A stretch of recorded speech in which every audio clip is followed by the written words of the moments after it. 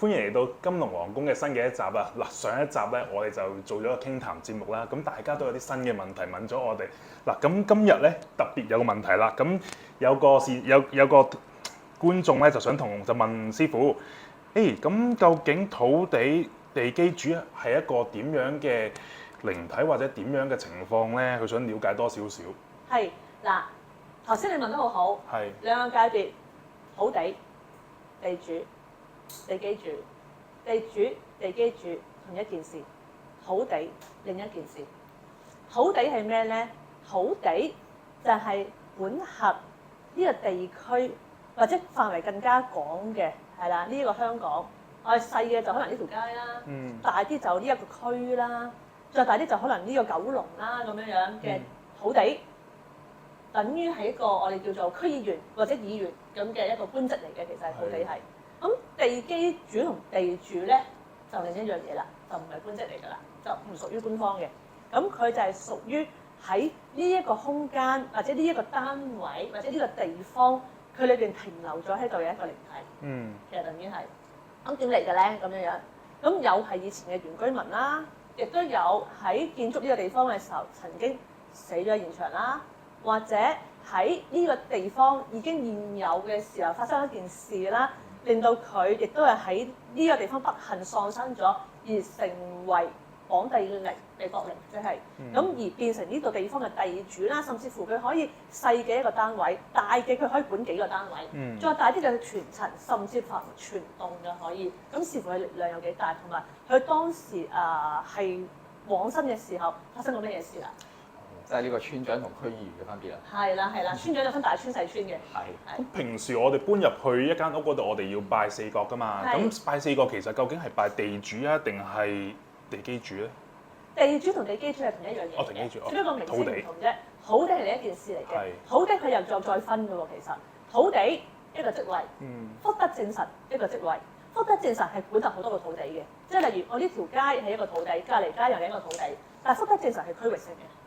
通常係由咧呢一個土地，每條街可能做啲好事啊，或者幫個廟或者啲廟嘅土地最容易升職嘅，就升做福德正神，就成為嗰區個環頭嘅管轄，所以佢係神嚟嘅，福德正神。特別係如果要做買賣嘅一啲鋪頭生意，即係現買現賣嘅啲交易生意咧，拜福德正神係非常之好嘅。例如你係賣時裝啦、時裝店啦，或者一啲店鋪賣飾物啦，總之係逢店鋪嘅。佢係拜福德正神最快可以有客，甚至乎再近啲嘅拜地基主，即係地主最快拉客。點解咧？地基主就係呢度呢個單位啫嘛。如果你係做生意嘅，我呢個單位，我嘅想有新客到啦，有新客到我都想啲客好中意留言喺度啦，係咪先？佢得閒過嚟，佢早晚佢都買嘢㗎，係咪先？咁我嘅想去逗留喺度啦。嗱呢一下咧就好靠你嗰個本身個地方個地基主或者叫地主啦。好靠啦！咁福德正神係咩咧？幫你攞呢一區嘅人員。咁如果地主咧，直接攞呢間店嘅人員。咁樣分㗎，其實。明白。咁有冇特別邊一日去拜福德正神嘅咧？嗱，福德正神咧，好多人都會揀初二同16或者16嘅。但係其實因為佢係神明嚟㗎嘛。咁除咗咧本身咧佢自己嘅福德正神誕之外咧，咁下次專題講佢嘅時候，我哋先講佢個誕係幾時啦。基本上咧，你邊日拜都冇乜問題嘅。但係地基主咧，好多時啲人咧都係初二或者16喺出邊燒紙錢咧去拜，咁係咪一定要初二16咧？咁樣樣其實又唔係嘅，睇你幾耐冇拜咯。如果你好耐從來都冇拜過地基主嘅，梗係越快越好啦。點解啊？佢都要錢㗎嘛，係咪？我哋講咗好多點樣拜地基主啦。咁如果我得罪咗佢，咁你就大件事啦。輕則你就冇生意。重則你會有意外啊！咁無啦啦點樣得罪佢咧？就係無啦啦你都唔知點解你要得罪人㗎，係咪先？等於啲人點解無啦啦為關口打交啊？或者爭一個泊車嘅車位，就係關口打交最常好常見㗎啦，喺港珠澳大橋成日都係嘈交嘅，係啊。咁有時啲嘢得罪嘅話，你唔知加上佢無形界啊。你有時可能衝撞咗佢唔知㗎。例如你做一個店鋪，呢個店鋪我係賣好多一啲好名貴嘅首飾嘅，原來嗰件個地主好中意㗎喎。點知你賣咗佢？呢個其一。其二就係點咧？例如你呢件就係好難賣嘅，突然間你就話：如果我賣到咧，我就好啦咁樣樣。佢幫你達成咗喎。達成完之後，原來你又唔知佢幫咗你喎，咁佢又想你知喎。通常都用一啲比較激進嘅手法嚟推你，或者推你啲客，係推咩咧？唔係推你買嘢，係推你落地下。會有咁嘅情況㗎。但係我哋點樣先可以摸到佢嘅心意咧？因為嗱，有時摸唔到我哋㗎冇得，即係佢唔會 WhatsApp 我話我中意呢件產品㗎係啊嘛。除非你好似我咁樣比較特殊啲嘅體質，係係啦。如果佢一啲好強嘅一啲地主咧，真係好厲害，好厲害。例如可能佢係一個好老生嘅，例如99年啊，或者50、60年嘅地主咧，或者佢同我有緣分嘅話，可能佢會嚟報夢俾我，我話翻俾你聽，喂，你個地主咁樣喎，你有冇蛛絲馬跡啊？咁樣就會有咁嘅緣分。如果咪一般大部分都唔知，而撲咗落去都唔知咩事，繼續日日撲，久唔久又撲。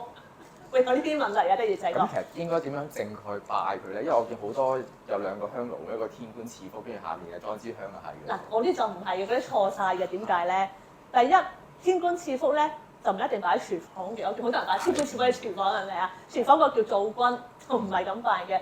第二樣嘢，我話擺地主，我擺屋企個門口嗰啲咧，嗰啲唔係叫地主，嗰啲街鬼嚟㗎。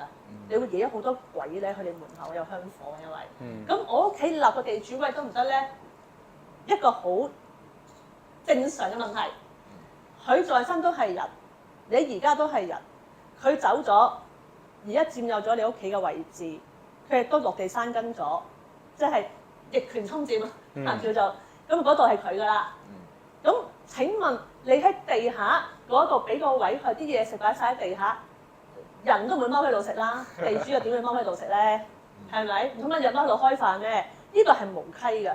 點解會咁咧？我夠膽同你講，因為呢件事係關於咗喺1970幾年之後嚇。我講過上一集講咗會夠斷層咁講落上一集，其實斷層啊嘛，係咪？斷層完之餘，好多時都係啲人自己諗出嚟啊，一啲方法啊，就地主擺嗰度擺其他拜咁樣樣，唔得㗎。真正你要拜一個地主咧，你一定要立個位 set 一個位俾佢，一張台嘅意思係話有張台，有香火，即係香燭啦。咁啊有食物啦，咁樣樣去拜地主先至佢會賣嚟嘅。咁好啦，佢會一定踎喺嗰個位咧。點解我叫踎呢？位擺地下啊嘛，佢唔踎有乜好做咧？所以點樣踎喺嗰個位咧？佢唔會踎㗎。所以咧，其實以前你有冇留意咧一啲可能一啲經典啦，或者一啲講法咧，特別係道教添啦，從來唔會話喺地下整個地主位冇㗎，一定係設好一個祭壇。去供奉個地主嘅，呢啲叫供奉，係啦，佢就唔係踎喺度噶啦，咁樣，咁即係點咧？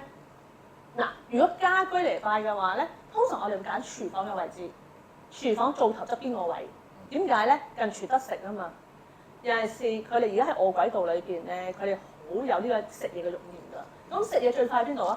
梗係廚房啦，係咪先？所以通常我哋都喺廚房，喺特定嘅日子，例如你初2或者16啦。或者我初2、16我唔一定得閒嘅喎，咁你就可能要選一日咯。咁就係嗰度要設一個香爐，咁有啲水果啦。不過我哋喺咁多年經驗裏邊地主咧比較受咧就係一啲雞髀飯、燒味係啦，又係廣東呢邊大家燒味香啊嘛咁仲有係一啲餅啊、糖啊咁，甚至乎啲地主佢好得意，要求我飲啤酒咁樣樣。咁點會知咧？用聖杯，2個1蚊做聖杯，咁擲聖杯咧。佢知道個地主究竟存唔存在，萬事萬人㗎。點咗香喺屋企，一份疏文係招請地主嘅疏文，行晒文件印嘅，即係我哋叫做法印啊。咁然之後咧就讀裝晒香之後讀請個地主過嚟，咁然之後攞2個1蚊，係啦，敲個香爐兜3下嗰個香，然之後就問而家我哋咧就請呢家人咧就邊個就請地主過嚟啦，咁受我哋拜祭啦，咁如果到咗就俾個聖杯我打嚟下，通常都到㗎。佢唔會同你講話唔到㗎，最多係笑杯。點解咧？祭品唔夠，佢覺得有咩要求㗎？供品唔夠，點解？我要煙，我要酒，我要啤酒。你試過聖杯嚟講咧，我哋神明用嘅有凹凸嘅。係啊。咁你陰蚊點樣分陰陽？供字咯。係。係啊，究竟公係？公係陽，字係陰，一陰一陽就為之升，就為之 yes 咁解。兩個係如果係兩個係公仔、頭龍花咯。係啊，花係2個花係啦，2個花，一公一陽就正啊嘛，2個公仔咪陰咯，即係變一正一陽就係代表正啊嘛，一陰一陽，2個都係花仔嘅話就係代表撈咯。如果2個都係嗰隻叫咩5係咪數字啊？而家係2個都係數字，即係話唔夠啲嘢，或者唔係咁多件事。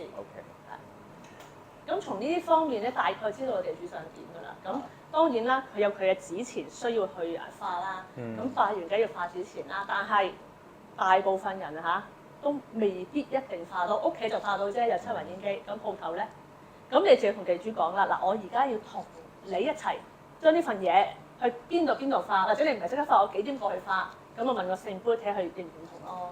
佢話可以嘅，咁咪到時化咯。可以再諗辦法啦。係啊。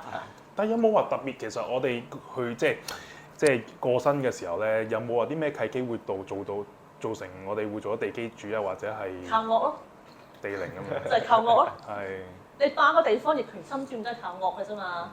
係啊。咁當然啦，如果佢係喺嗰度往生嘅，佢成為嗰個地主機會最大，因為地縛靈係最大嘅。地縛靈係優先嘅，優先逆權侵佔嘅。其餘嗰啲咧就唔係個單位都曾經死過人㗎嘛，霸翻嚟咯，或者原居民咯，原居民係最大嘅。咁樣樣，或者喺嗰棟大廈，例如曾經有啲火災啊，咁啊燒咗啲人喺嗰度啊，咁佢就會停留喺嗰個位置㗎啦。係啊。所以大家如果唔想得罪地基主或者地靈嘅話咧，記得去拜啦。拜咗先講啦，係啊。多謝大家，呢集完咗先 ，thank you。